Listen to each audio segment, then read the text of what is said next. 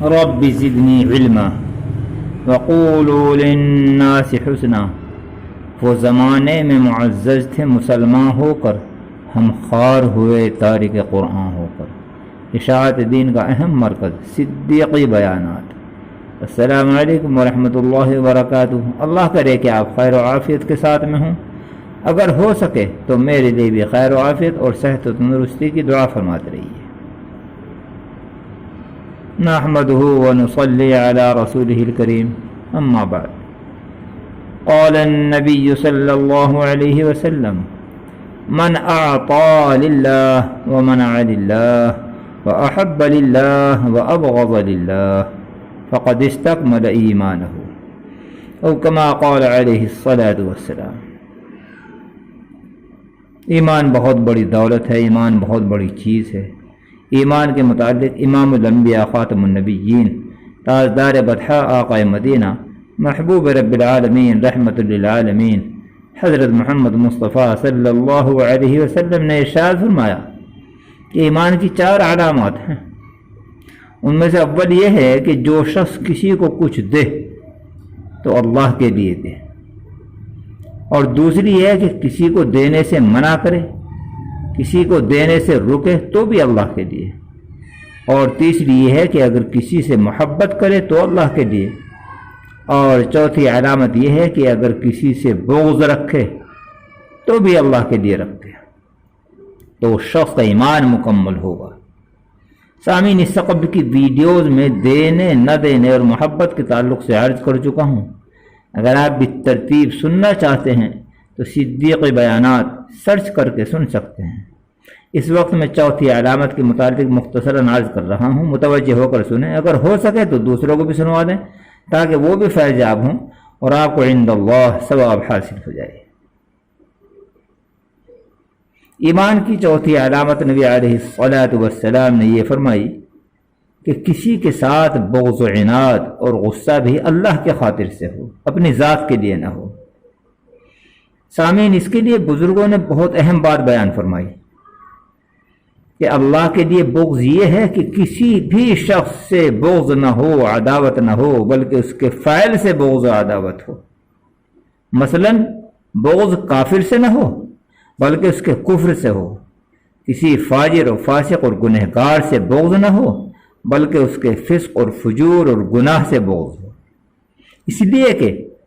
ایسے اشخاص تو قابل رحم ہیں، یعنی وہ لوگ کفر، فسق اور گناہ کے مریض ہیں، اور ظاہر ہے کہ کسی بھی مریض سے نفرت نہیں کی جاتی بلکہ بیماری سے نفرت ہوتی ہے۔ اگر بیمار سے نفرت کریں گے تو بیمار کی دیکھ بھال ہو ہی نہیں سکتی، اور جب تک بیمار کی تیمارداری نہیں ہوگی، اس کا معالجہ نہیں ہوگا، اس کی دیکھ بھال نہیں ہوگی، اس کی خدمت گزاری نہیں ہوگی، اس کا شفا یاب ہونا مشکل ہے۔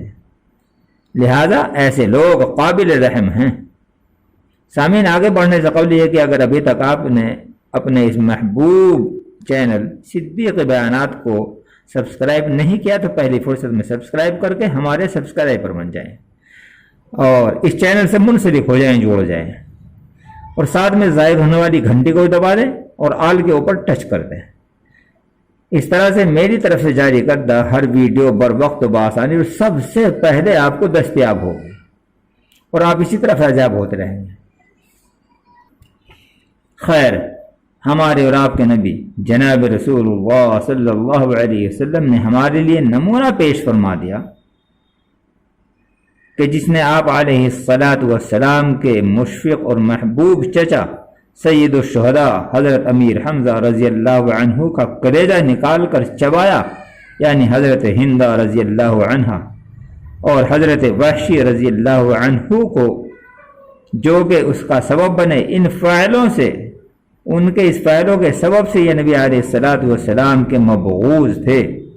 اور جب انہوں نے توبہ کر دی اور ایمان لے آئے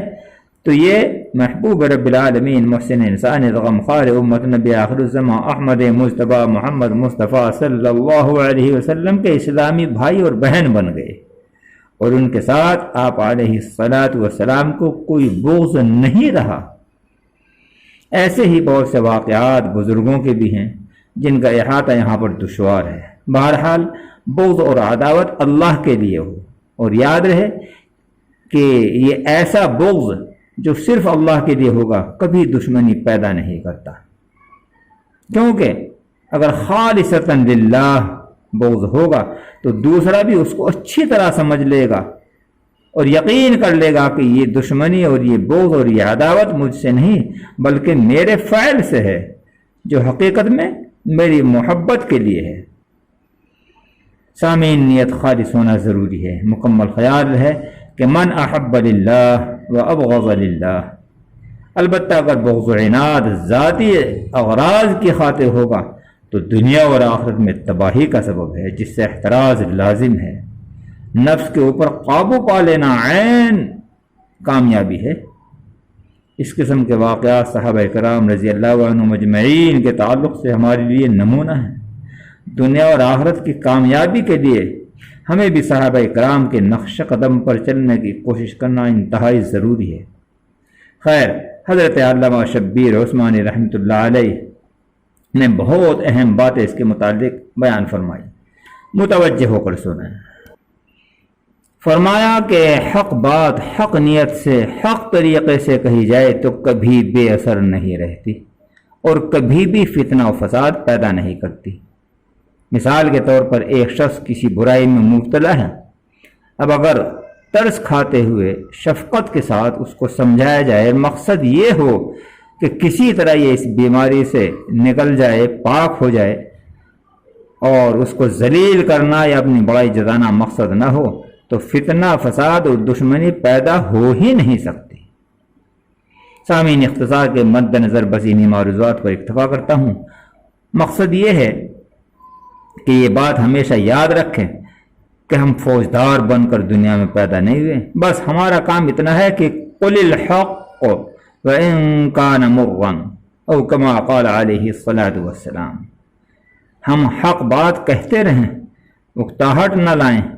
نہ ایسا اندازہ اختیار کریں کہ فتنہ و فساد برپا ہو جائے۔ یا اللہ ہمیں توفیق عطا فرما اور ان معروضات پر عمل کی توفیق بخش، آمین یا رب العالمین۔ سامعین، اگر ویڈیو پسند آئی تو اس کو لائک کرنے کے ساتھ ساتھ متعلقین کے ساتھ شیئر بھی کر دیں تاکہ عند اللہ آپ کو اجر عظیم حاصل ہو جائے، اور میرے لیے صحت و تندرستی کی دعا فرماتے رہیں تاکہ اسی قسم کی دینی ویڈیوز آپ کی خدمت میں پیش کرتا رہوں۔ جزاکم اللہ، وآخر دعوانا الحمد للہ رب العالمین۔